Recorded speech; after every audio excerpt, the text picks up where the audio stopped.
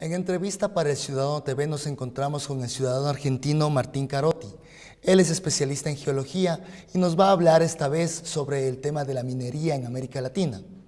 Esto como parte de los foros ciudadanos que está realizando el gobierno nacional a través del Ministerio de Sectores Estratégicos para concientizar a la gente sobre la minería y que la gente conozca un poco más sobre este tema.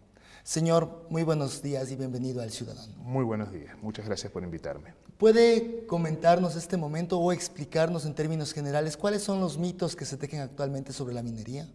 Es muy bueno que hayas usado la palabra mitos, es decir, los mitos son verdades a medias, son frases que se instalan a partir de la repetición, se alimentan de creencias, de ideología, de sentimientos, pero no responden a la realidad. La realidad tiene matices, la realidad es más compleja, es más dura de comprender. Por eso trabajamos en eso, en explicar cuál es la realidad, para que las comunidades, para que los periodistas, para que encima incluso los políticos comprendan cuál es la realidad de la minería y dejemos de lado esos mitos. Los mitos fundamentales son alrededor del agua, del el supuesto excesivo uso de agua, de que la minería contamina, de que no produce bienestar económico o crecimiento económico. Son toda una serie de mitos que ustedes los pueden ver transmitidos por muchos medios o en boca de mucha gente, muchos políticos. Entonces, estos mitos sobre la minería, que la minería podría afectar y causar muchos daños ambientales, a veces están injustificados. No existen datos fácticos o datos estadísticos que puedan comprobar esta realidad. No, la realidad muestra otra cosa. La realidad muestra que la minería es un factor de desarrollo, es un factor de crecimiento y se hace en países serios, en países respetando la legislación, como Suecia, como Finlandia, en ambientes, en ecosistemas muy delicados. Los ambientes fríos son muy delicados, se hace en Australia, en Canadá, en Estados Unidos, y cuando se hace en nuestra América Latina, también se hace siguiendo los patrones internacionales de comportamiento respecto al medio ambiente, porque nuestras legislaciones son muy parecidas en eso a las legislaciones de los países desarrollados. Se puede hacer minería en forma ambientalmente sustentable. En el fondo yo creo que esta gente, no la gente que se opone a la minería por desconocimiento o porque cree en esos mitos, sino la gente que los promueve, la realidad es que no le interesa el medio ambiente. Tenemos un caso muy concreto en la minería ilegal. ¿Ustedes han escuchado a algún grupo de estos que se oponga, que defienda el medio ambiente, que se oponga a la minería ilegal? Cuando la minería ilegal sí realmente es contaminante y realmente no beneficia a la comunidad, no se oponen, solo se oponen a la minería legal, la que se hace pagando impuestos, cumpliendo con las normas que fija el Estado en cuanto a preservación del medio ambiente, las normas impositivas y las normas internacionales. Tenemos dos escenarios. En el un escenario nos encontramos con una minería legal que paga impuestos, que tiene una responsabilidad social, y en otro una minería ilegal que no cuenta con los parámetros de funcionamiento en los países de América Latina. Estos dos son cosas que están yuxtapuestas y que en su momento pueden afectar tanto a la gobernabilidad de un país. Sí, tenemos que distinguir dos tipos de minería ilegal. Está el pequeño minero artesano, que en el fondo es un trabajador rural, que esporádicamente se dedica a la minería en épocas en que aparece una bonanza o que suben los precios. A ese trabajador, a esa persona, hay que formalizarle, hay que enseñarla, quizás organizarlo en cooperativas.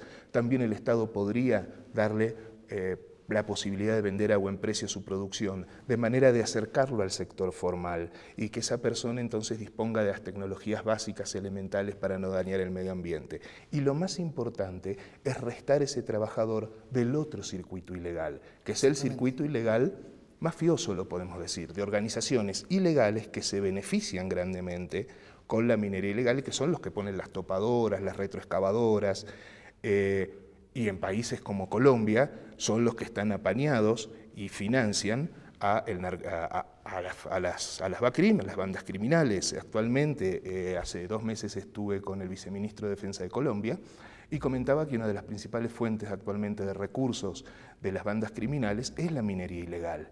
Y estamos hablando entonces de restarle pedazos del territorio del Estado, estamos hablando de una actividad que contamina, que no se sigue absolutamente ningún tipo de norma laboral, no paga absolutamente ningún impuesto y es un daño tremendo sobre las comunidades y es eliminar al Estado de esa comunidad. El Estado tiene que estar en esa comunidad formalizando y ayudando al pequeño productor, sacándolo de esas bandas y obviamente tiene que combatir a las bandas criminales. A mí me llama mucho la atención que los grupos que profesan y que movilizan la antiminería no se dan cuenta que están siendo cómplices de esas bandas criminales. Por acción u omisión, de una forma u otra, consciente o inconscientemente, desearía pensar que se equivocan al hacerlo, están trabajando para las bandas criminales que hacen minería ilegal. Los organizados, no los pequeños trabajadores. Exactamente. Estos grupos implícita o explícitamente, como usted nos comenta, se encuentran haciendo una campaña en contra de la minería, a veces tal vez siendo funcionales a estos grupos de mafias que se han formado en la región. Pero esto no es un tema más bien electoral, un tema más bien político.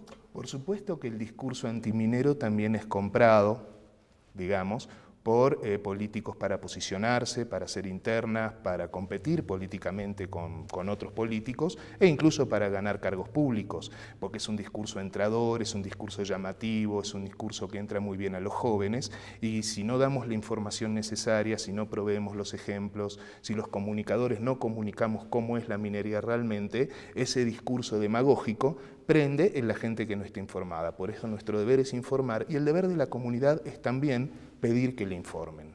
La comunidad debe participar, pero participar no es impedir. Participar es ser parte del desarrollo, ser protagonista. Y cuando hablo del desarrollo, hablo de un desarrollo en un sentido amplio. Desarrollo con preservación del medio ambiente y participación de la comunidad. Exactamente. ¿Cuál es su enfoque en esta reunión, en este foro ciudadano que está formando el Gobierno Nacional? Bueno, fundamentalmente vamos a comunicar a comunicadores. Y eso es muy bueno porque son los que forman opinión, son los que cuentan, son los que empiezan a poder distinguir qué es de la información que circula, el enfoque que hay que darla para hacerla realmente útil a la gente, para que crezca en conocimientos y pueda decidir participar en forma proactiva, en forma favorecedora al desarrollo, y no hacerla participar impidiendo. Ok, fue el señor Martín Carotti, especialista en geología, que viene desde Argentina para colaborar con los temas mineros en el Ecuador. Muchísimas gracias. Daniel Ortiz para El Ciudadano TV.